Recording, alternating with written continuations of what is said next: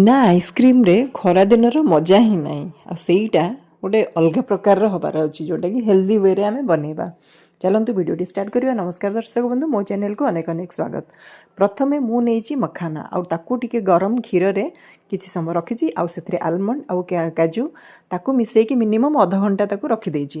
ତାପରେ ତାକୁ ଗ୍ରାଇଣ୍ଡର ଜାର୍ରେ ଛୋଟଟାରେ ଆପଣ କରିବେ ଅଳ୍ପ ଅଳ୍ପ କରିକି, ଆଉ ତା ସହିତ ଗୋଟେ ପୁରା କଦଳୀ ତାକୁ ଖଣ୍ଡ ଖଣ୍ଡ କରି କାଟିଦେବେ ଆଉ ତାକୁ ପୁରା ଫାଇନ୍ ପେଷ୍ଟ କରିଦେବେ। ଦେଖନ୍ତୁ ଏଇଭଳିଆ ହେବ। ମିଠା ପାଇଁ ମୁଁ ନେଇଛି ମିଶ୍ରିକୁ ଗ୍ରାଇଣ୍ଡ କରିକି, ଆପଣ ଚାହିଁଲେ ଚିନି ମଧ୍ୟ ନେଇପାରିବେ। ଆଉ ପୁରା ଫାଇନ୍ ହେବ। ଏବେ ଆମର ଯେଉଁ ଆଇସ୍କ୍ରିମ୍ର ମୋଲ୍ଡ ଅଛି ଏଇଥିରେ ପକାଇଦେବା ପୁରା ଫୁଲ୍ କରିକି, ତା ସହିତ ଷ୍ଟିକ୍ଟେ ଲଗାଇ ଦେଇକି ତାକୁ ଫ୍ରିଜ୍ରେ 6ରୁ 8 ଘଣ୍ଟା ଭଳିଆ ରଖିଦେବା। ଏବେ ଦେଖନ୍ତୁ ମୋର ପୁରା ସେଟ୍ ହେଇଗଲା, ପୁରା ପରଫେକ୍ଟ ବନିଯାଇଛି।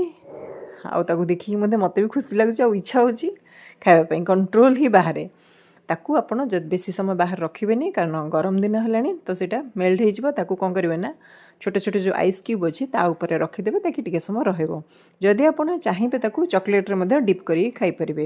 ଏଇଥିରେ ହିଁ ବହୁତ ହି ଟେଷ୍ଟ ଲାଗୁଥିଲା। ତଥାପି ପୁଅ କହିବା ପାଇଁ ମୁଁ ତା ପାଇଁ ଗୋଟେ ଡାର୍କ ଚକୋଲେଟ୍ ନେଇ ଆସିଥିଲି ଆଉ ସେଇଟାକୁ ମେଲ୍ଟ କରିକି ଆପଣ ରଖିଦେବେ। ଆଉ ଯେଉଁ ଆଇସ୍କ୍ରିମ୍ଟା ବନେଇଲେ ତାକୁ ତା ଭିତରେ ଡିପ୍ କରିକି ବାହାର କରିବେ। ଏଟା ପୁରା ମେଲ୍ଟ ହେଇନି, ସେଥିପାଇଁ ଏମିତିଆ ବନିଛି।